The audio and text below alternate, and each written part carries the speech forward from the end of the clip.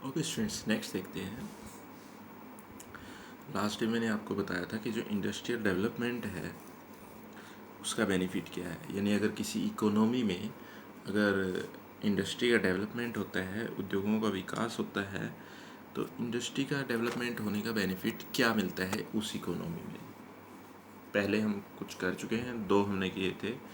Next देखते हैं third one कौन सा है। Increase in productivity. प्रोडक्टिविटी है आपका यहाँ पर। इंक्रीज इन प्रोडक्टिविटी का मीनिंग है यहाँ पर उत्पादकता में वृद्धि। अब उत्पादकता में वृद्धि क्या है, यहाँ अगर देखें उत्पादकता में वृद्धि हमारा बेनिफिट क्यों है इंडस्ट्रियल डेवलपमेंट का, कि जैसे जैसे हम इंडस्ट्री का डेवलपमेंट करते हैं साथ साथ जो प्रोडक्टिविटी है वो भी इंक्रीज हो जाती है। प्रोडक्टिविटी का मीनिंग क्या है आपका, प्रोडक्टिविटी का यहाँ पर मीनिंग है कि जो एग्रीकल्चर है हमारे यहाँ, अगर देखें हमारे यहाँ जो एग्रीकल्चर है वो हमारी ही कंट्री की जो रिक्वायरमेंट्स है उसको पूरा नहीं कर पाती है। जबकि अदर कंट्रीज़ में अगर देखें, अदर कंट्रीज़ में क्या है, अदर कंट्रीज़ में अगर देखें जैसे अमेरिका की बात करते हैं, वहाँ केवल 2% पॉपुलेशन एग्रीकल्चर में इन्वॉल्व है, केवल 2% पॉपुलेशन, और वो केवल वहाँ की रिक्वायरमेंट को पूरा नहीं करती है, एक्सपोर्ट भी करती है। यानी जो अमेरिका है वो ये कहता है कि वो केवल वहाँ की रिक्वायरमेंट को पूरा नहीं करती है वो 2% पॉपुलेशन, साथ ही साथ जो एक्सपोर्ट है एक्सपोर्ट भी करती है। तो ये कहता है कि हमारे यहाँ और उनके यहाँ के प्रोडक्शन में डिफरेंस बहुत है। हमारे यहाँ मोर देन 50% पॉपुलेशन लगी हुई है, उनके यहाँ केवल 2% पॉपुलेशन लगी हुई है। फिर भी अगर देखें जो प्रोडक्टिविटी है हमारी उनकी बजाय बहुत कम है। अब उसका रीज़न क्या है, रीज़न अगर देखें, रीज़न मेन बनते हैं आपके, फर्स्ट ऑफ ऑल तो जो मशीनरी है, मशीनरी हमारे यहाँ जो मशीनरी है एग्रीकल्चर के लिए वो मॉडर्न नहीं है। दूसरा जो फर्टिलाइजर्स हैं वो हमारे यहाँ इतने अच्छे नहीं हैं जितने होने चाहिए। इलेक्ट्रिसिटी,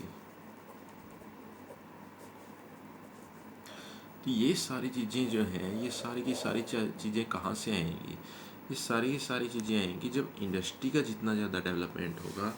इंडस्ट्री का डेवलपमेंट होने से इनका जो प्रोडक्शन है वो भी इंडस्ट्री करेगी। अब जैसे कृषि के लिए अच्छी मशीनें हैं वो कहाँ से आती हैं, वो आपकी इंडस्ट्री के डेवलपमेंट से आती हैं, जो मॉडर्न मशीनरी है। जो फर्टिलाइजर्स हैं, फर्टिलाइजर्स कहाँ से आते हैं, जो अच्छे फर्टिलाइजर्स हैं जिनसे प्रोडक्शन और ज़्यादा बढ़ सकता है, वो सारे के सारे इंडस्ट्रियल डेवलपमेंट से आते हैं। इलेक्ट्रिसिटी है, इलेक्ट्रिसिटी कहाँ से आती है, इलेक्ट्रिसिटी आपकी इंडस्ट्रियल डेवलपमेंट से आती है। तो ये सारी चीज़ें हमारे पास तब होंगी जब हमारा इंडस्ट्रियल डेवलपमेंट ज़्यादा होगा, और ये सारी चीज़ें अगर हमारे पास होंगी तो हमारी जो एग्रीकल्चर में जो प्रोडक्टिविटी है वो अपने आप बढ़ जाएगी। यानी जो पर हेक्टेयर जो प्रोडक्शन है वो अपने आप बढ़ जाएगा। फिर जो 50% पॉपुलेशन हमारे यहाँ लगी हुई है एग्रीकल्चर में, वो 50% पॉपुलेशन केवल ना तो यहाँ की रिक्वायरमेंट को पूरा करेगी, यहाँ की रिक्वायरमेंट तो पूरा करेगी, अपितु वो बाहर के देशों के लिए भी यानी एक्सपोर्ट के लिए भी प्रोडक्शन हमें अवेलेबल करवाएगी। निर्यात के लिए भी उत्पादन संभव होगा बहुत ज़्यादा मात्रा में। तो ये है हमारे पास यहाँ पर इंक्रीज इन प्रोडक्टिविटी की, उत्पादकता में वृद्धि कैसे होती है। उसके बाद है इंक्रीज इन एम्प्लॉयमेंट। अब ये कहता है इंक्रीज इन एम्प्लॉयमेंट का यहाँ पर मीनिंग क्या है, रोजगार में वृद्धि कैसे होती है।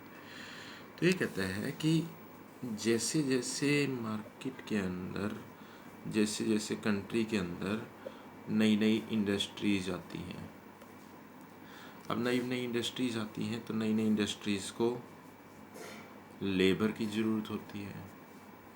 अब लेबर कहाँ से पूरा होगा, लेबर पब्लिक में से ही पूरा होगा। पब्लिक मीन्स जो हमारे पास पब्लिक है, जो जनता है, तो उनको एम्प्लॉयमेंट मिलेगा। और जैसे जैसे उनको एम्प्लॉयमेंट मिलेगा, जो एम्प्लॉयमेंट है वो इंक्रीज होता चला जाएगा।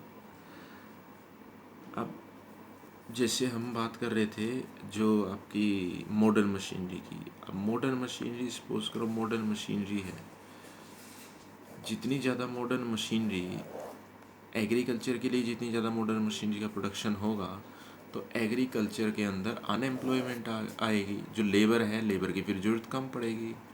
लेकिन ये भी तो ध्यान रखिए, जितनी ज़्यादा मशीनरी आएगी फिर उतनी ज़्यादा इंडस्ट्री भी चाहिए, वो सारी की सारी लेबर इस इंडस्ट्री में जा सकती है। तो ये कहता है यहाँ पर कि जो रोजगार है, रोजगार बढ़ेगा, किससे बढ़ेगा? रोजगार बढ़ेगा आपका इंडस्ट्रियल डेवलपमेंट से, कि जितना ज़्यादा यहाँ पर औद्योगिक विकास होगा, औद्योगिक विकास के होने से, इंडस्ट्रियल डेवलपमेंट की वजह से जो एम्प्लॉयमेंट है वो डे बाय डे इंक्रीज होता चला जाएगा।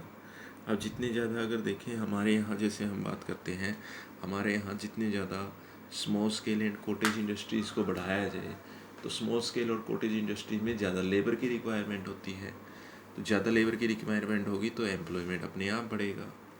तो ये कहता है कि इंडस्ट्री के डेवलपमेंट करने का, इंडस्ट्री को डेवलप करने का जो बेनिफिट है वो सबसे ज़्यादा पब्लिक को ही मिलता है, क्योंकि जो एम्प्लॉयमेंट है वो पब्लिक में से ही जनरेट होता है, लेबर कहीं बाहर से नहीं आती, लेबर पब्लिक में से ही आती है, तो एम्प्लॉयमेंट अपने आप इंक्रीज हो जाता है। एक ये कहता है कि इंडस्ट्रियल डेवलपमेंट से जो स्टैंडर्ड ऑफ लिविंग है, improvement in standard of living, जो स्टैंडर्ड ऑफ लिविंग है वो इम्प्रूव होता है। स्टैंडर्ड ऑफ लिविंग इम्प्रूव होने का यहाँ पर मीनिंग है जीवन स्तर में सुधार, कि उससे जीवन स्तर में सुधार होता है। जीवन स्तर में सुधार कैसे होता है? ये कहता है कि सबसे पहले किसी भी व्यक्ति की जो ज़रूरत है, किसी भी ह्यूमन बीइंग की रिक्वायरमेंट है, वो है फूड। जैसे ही ये कंप्लीट हो जाती है, इसके कंप्लीट होने के बाद वो क्या करता है, फिर अपनी जो जीवन स्तर है, उसका जो स्टैंडर्ड ऑफ लिविंग है, फिर अपने स्टैंडर्ड ऑफ लिविंग को बढ़ाने के बारे में सोचता है। जैसे वो बात कही जाती है ना कि अगर किसी व्यक्ति के पास पंखा हो, उसे रोज़गार मिल जाता है, तो फिर ये सोचता है कि पंखे की हवा अच्छी नहीं है, कूलर की अरेंजमेंट कैसे हो। तो ये कहता है कि अगर आप अपने जीवन स्तर के सुधार के बारे में सोचते हैं, अगर आपको रोज़गार मिल जाता है, आप अपने जीवन स्तर के सुधार के बारे में सोचते हैं, तो जीवन स्तर में सुधार करने के लिए आपको क्या क्या चाहिए? अच्छे कपड़े चाहिए, उसके बाद अच्छी इलेक्ट्रॉनिक आइटम चाहिए। इलेक्ट्रॉनिक आइटम्स हैं यहाँ पर, जैसे टीवी है, जैसे आपके पास मोबाइल है, इलेक्ट्रॉनिक आइटम चाहिए। उसके बाद आपको कार चाहिए, उसके बाद आपको वॉशिंग मशीन चाहिए, उसके बाद आपको रेफ्रिजरेटर भी चाहिए। अब ये सारी की सारी आइटम कहाँ से आएंगी? जब इंडस्ट्री का डेवलपमेंट होगा तो इंडस्ट्री के अंदर ही तो इनका मैन्युफैक्चरिंग होती है इनकी, तो ये सारी आइटम आपको इंडस्ट्री से ही मिलेंगी। तो ये यहाँ पर कह रहा है कि अगर अगर इंडस्ट्री का डेवलपमेंट होता है तो उसे एम्प्लॉयमेंट जनरेट होता है, एम्प्लॉयमेंट जनरेट होने के बाद इनकम आती है आपके पास। जब आपके पास इनकम आती है तो आप अपना स्टैंडर्ड ऑफ लिविंग इम्प्रूव करने के बारे में सोचते हैं, जो आप अपना जीवन स्तर है उसको सुधारने के बारे में सोचते हैं। अब जीवन स्तर को सुधारने के लिए जो वस्तुएं आती हैं वो कहाँ से आती हैं? वो सारी की सारी इंडस्ट्री से आती हैं।